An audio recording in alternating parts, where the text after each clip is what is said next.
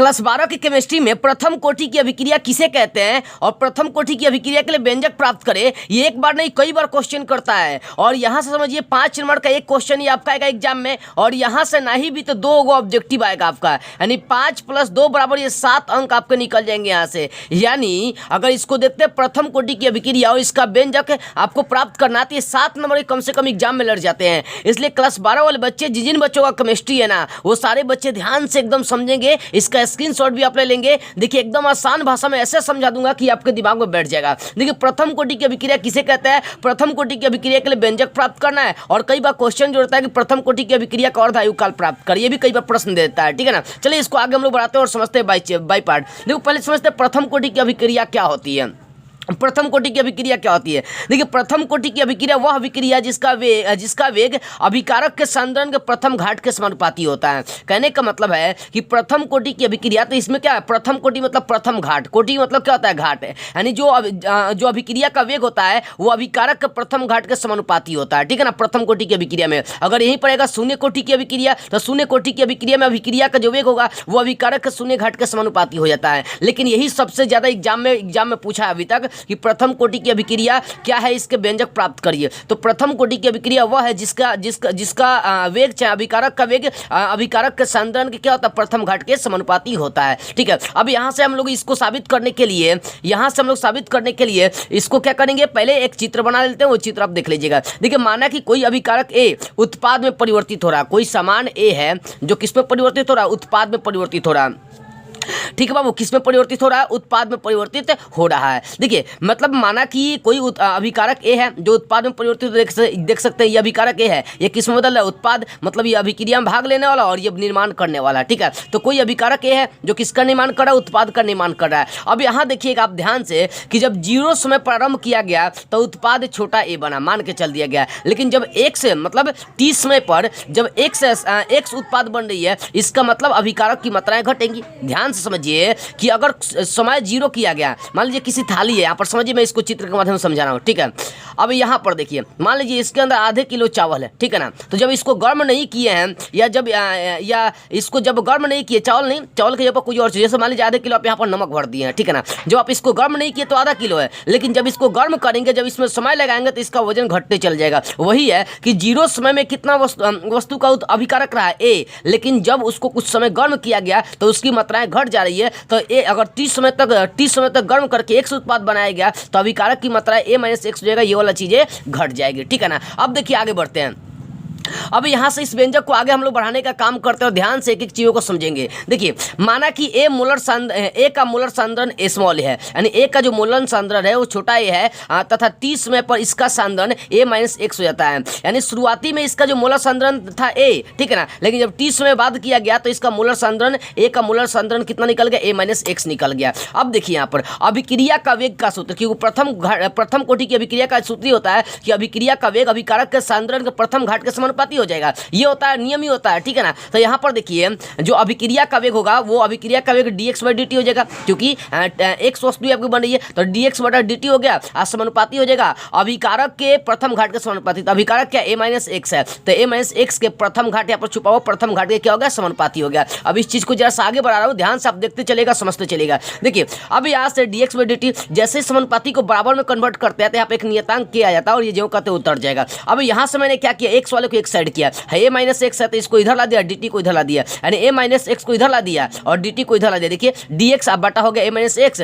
और k है तो k और dt को मैंने इधर ला दिया। अब इसको आगे बढ़ाने के लिए दोनों ओर समाकलन कर दिया गया। दोनों ओर समाकलन करने पर, ठीक है बाबू, दोनों ओर समाकलन करने पर कर दिया। अब इधर भी समाकलन किए, इधर भी समाकलन किए, तो इधर समाकलन करेंगे तो ये के अचर है और अचर जो होता है ना इंटीग्रेशन से बाहर निकल जाता है। देख सकता है इंटीग्रेशन क्या हो गया, बाहर निकल गया। अब इस चीज़ को मैं आगे बढ़ा रहा हूँ, ध्यान से आप देखिए। अब देखिए दोनों ओर समाकलन तो मैंने कर दिया। अब यहाँ से क्या होता है, एक नियम होता है, एक क्या होता है, सूत्र चलता है। यहाँ पर साइड में बता रहा हूँ कि अगर इंटीग्रेशन 1/x का करेंगे तो केमिस्ट्री में हो जाएगा इन एक्स, ठीक है ना। अगर मैथ में करते हैं तो ये होता है लॉग एक्स, नियम होता है लॉग के रूप में। तो हम लोग केमिस्ट्री में इसको लॉग के रूप में कन्वर्ट नहीं करना है, इन एक्स के रूप में। अगर यहाँ ए होगा तो यहाँ पर इन ए हो जाएगा, ठीक है ना। इस चीज़ को याद रखिए। देखिए तो यहाँ पर डी एक्स बटा वो इसको मान लिए ए माइनस एक्स को ए मान लिए चाहे एक्स मान लिए, तो 1/x हो जाएगा। 1/x का इंटीग्रेशन क्या होता है लॉग ए चाहे इन ए। तो यहाँ पर देख सकते हैं एल एन इसको लिखिए l n a minus x, ठीक है ना। यहाँ पर इन नहीं होगा एल एन होगा, ठीक है। देखिए एल एन होगा, ठीक है ना। तो यहाँ पर देखिए और साथ में आप ये सोच रहे होंगे कि सर यहाँ पर माइनस कैसे आ गया।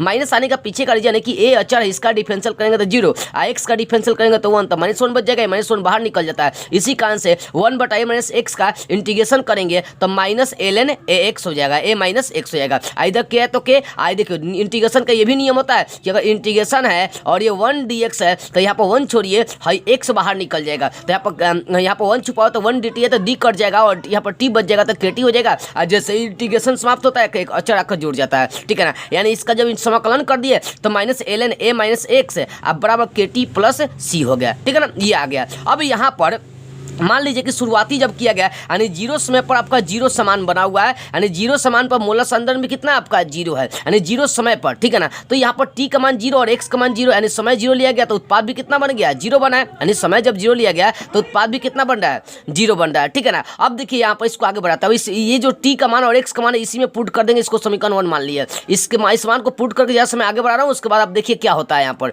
देखिए अब यहाँ पर देखिए है माइनस एल एन ए, अब माइनस एक्स का मान रख दिया 0, अब बराबर के टी का भी मान कितना लेकर चले 0 और सी है तो सी। अब देखिए हाई तो आपका 0 हट जाएगा तो बचेगा माइनस एल एन ए और यहाँ पर के का 0 से गुना करेंगे पूरा मान 0 हो जाएगा। अब बराबर क्या बच गया सी, यानी यहाँ सी का मान निकल गया माइनस एल एन ए बन गया। अभी जो सी का मान निकल गया माइनस एल एन ए, अब इसी एल एन ए को क्या करेंगे समीकरण 1 में इसमें पुट कर देंगे क्योंकि अचर था इसका मान हटाना जरूरी था, ठीक है ना। तो इसमें मान पुट करेंगे तो सब जो का त्यो रहेगा, बशर्ते सी के जगह हाई वाला मान पुट कर देना है। तो माइनस एल एन ए अब बराबर के टी है प्लस सी है ना, तो सी का मान पुट कर दे यहाँ पर, ठीक है ना। अब जैसे ही सी का मान मैंने पुट कर दिया इसके बाद आपको क्या करना है वो देखिए। अब देखिए सी का मैंने मान क्या किया पुट कर दिया, ठीक है। मैंने सी का यहाँ पर मान पुट कर दिया। अब सी का मान पुट करने के बाद बाबू आपको करने क्या है, हाँ बाबू आपको करने क्या है कि यहाँ पर एल एन वाले को एक साइड कर लेना है। देखिए यहाँ पर है माइनस एल एन ए है, इसको इधर ला दिया तो प्लस एल एन ए हो गया और इसको minus l n a minus x लिख दिया बराबर के टी है तो के टी। अब यहाँ से क्या करेंगे, नियम चलता है कि एल एन ए, इसका देखो नियम मैं यहाँ पर साइड में लिख देता हूँ कि अगर एल एन ए अब minus l n a b है तो इसका सूत्र हो जाएगा एल एन ए और ये ए बटा बी हो जाएगा। अगर ये घटाव के रूप में रहेगा तो ये बटा के रूप में चलाएगा और यही जोड़ के रूप में रहता तो ए गुना बी इसको लिख देते हैं। तो यहाँ पर l n a minus l n a minus x हो जाएगा, तो एल एन ए छोड़िए ही जो इसका गुणांक है एल एन ए का ये सब बटा में चलेगा तो ए बटा ए माइनस एक्स हो जाएगा, ठीक है ना। इसको आगे बढ़ा रहा हूँ, आगे मैं आपको दिखा रहा हूँ, ध्यान से देखिएगा। देखिए आगे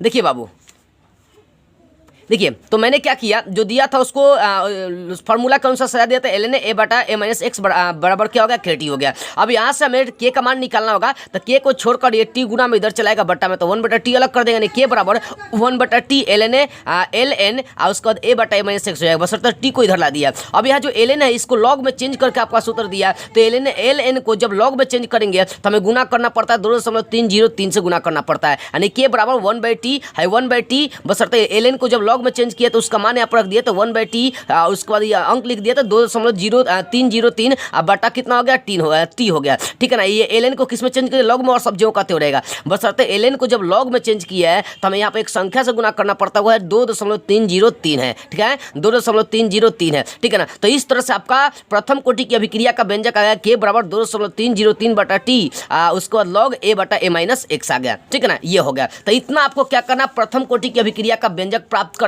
करने के लिए आपको चीज़ें ध्यान देना है। इन सभी चीज़ों का आप स्क्रीनशॉट एक बार ले लीजिएगा तो भाई आपके लिए बहुत बल्ले बल्ले हो जाएगा। हालांकि समझने की कोशिश करेगा क्योंकि आप एक बार समझ लेंगे ना तो सारे प्रश्नों को ऐसे ही आप रगड़ के फेंक देंगे। तो मैंने अभी प्रथम कोटि की अभिक्रिया का यह व्यंजक आपको प्राप्त करवा के दिखा दिया, ठीक है ना। अब देखिए एक और क्वेश्चन करता है जिसको हमें समझना जरूरी नहीं अति जरूरी है। कैसे, देखिए कई बार ये प्रश्न करता है एक बार ही नहीं कई बार प्रश्न करता है। प्रथम कोटि की अभिक्रिया यानी प्रथम कोटि की अभिक्रिया का अर्ध आयुकाल निकालने के लिए बोलता है। तो प्रथम कोटि की अभिक्रिया का अर्ध आयुकाल निकालने के लिए क्या करेंगे, देखो पहले ये समझ लो प्रथम कोटि की अभिक्रिया का अर्ध आयुकाल क्या होता है। तो बाबू प्रथम कोटि की अभिक्रिया का अर्ध आयुकाल क्या होता है, इसका मतलब हो गया कि किसी भी अभिक्रिया के आधे पूर्ण होने में जो समय लगता है उसे अर्ध आयुकाल कहते हैं। यानी प्रथम कोटि की जो अभिक्रिया है उसको आधा पूर्ण होने में जो समय लगेगा उसी को प्रथम कोटि की अभिक्रिया का अर्ध आयुकाल कहेंगे। कई बार एग्जाम में पूछा भी है कि अर्ध आयुकाल किसे कहते हैं, तो एकदम आसानी से आंसर दीजिएगा, किसी अभिक्रिया के आधे पूर्ण होने में जो समय लगता है उसे हम लोग क्या बोलते हैं, अर्ध आयुकाल कहते हैं। अब देखिए आधा पूर्ण होने का मतलब समय भी आधा होगा और वहां पर जो वस्तु है वो भी क्या हो जाएगा, आधा हो जाएगा, उत्पाद भी आपका आधा हो जाएगा,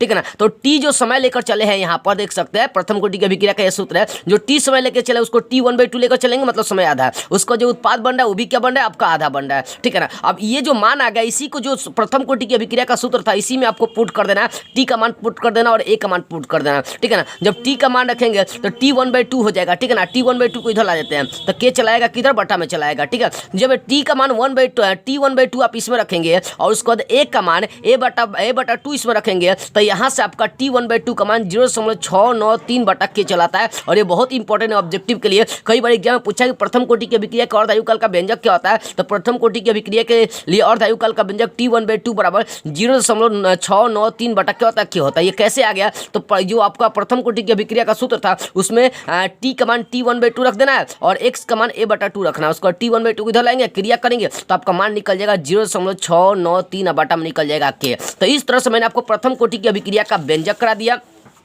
प्रथम कोटि की अभिक्रिया का जो व्यंजक था, जो सूत्र था, वो सब चीज़ें मैंने आपको क्या क्या डीपली समझाने की कोशिश कराई है, ठीक है ना। तो बाबू आपका ये फर्ज बनता है कि इस वीडियो को जितना हो सके आप लोग देखें और सभी बच्चों के पास शेयर करिए। 5 नंबर एकदम फिक्स है 5 नंबरिया में, यहाँ से 2 ऑब्जेक्टिव भी क्वेश्चन आपके आने के बहुत ज़्यादा चांसेस बन जाते हैं। इसलिए आपका भी फर्ज बनता है कि इस वीडियो को जितना हो सके सभी बच्चों के पास शेयर करिए, क्योंकि आपका एक लाइक कमेंट हमारे लिए बहुत बड़ा मायने रखता है, ठीक है ना। यदि आप मुझसे सारे विषयों के इंपॉर्टेंट प्रश्नों का नोट्स लेना चाहते हैं तो मैं अपना व्हाट्सअप नंबर लिख देता हूँ 76 450 29 149, ठीक है ना। इस नंबर से आप संपर्क कर सकते हैं, बस ध्यान रखिएगा कि इसे कॉल नहीं करना, ओनली व्हाट्सएप पर मैसेज करना है। जय हिंद।